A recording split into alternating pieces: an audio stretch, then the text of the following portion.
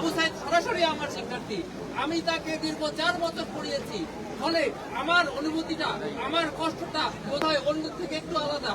তাকে আমরা দীর্ঘদিন ধরে প্রায় 4 বছর ধরে একটু একটু করে সাহিত্য এবং ভাষা শিখিয়েছি। সে তৈরি হয়েছে একটি কর্মময় জীবনে প্রবেশ করার জন্য। ঠিক সে সময়ে তার এভাবে জীবনটা কেড়ে নেওয়া কতটুকু অমানবিক তা নিয়ে আমার মনে হয় বেশি কথা বলার দরকার নাই, আমরা সবাই বুঝি।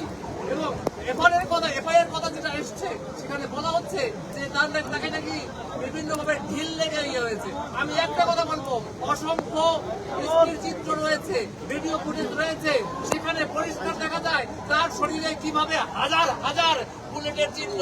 এটি কি ঢিল দিয়ে হতে পারে কখনো? এটা বলছে না সামান্য জ্ঞানটি নেই। এই বিষয়গুলি আমার মনে হয় ওই চিত্রগুলো আরো বেশি প্রচার করার মাধ্যমে দেখিয়ে দেওয়া উচিত। শত শত নয়, হাজার হাজার বুলেটের চিহ্ন পরিষ্কার প্রমাণ করে।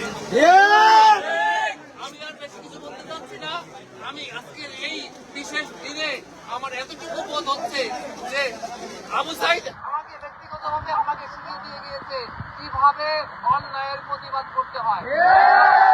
সাহিত্যের শিক্ষক হিসেবে আমি 4 বছর ধরে শিক্ষার্থীদেরকে বলেছি, তাকেও বলেছি সাহিত্যের মূল বিষয় হলো অন্যায়ের প্রতিবাদ করা।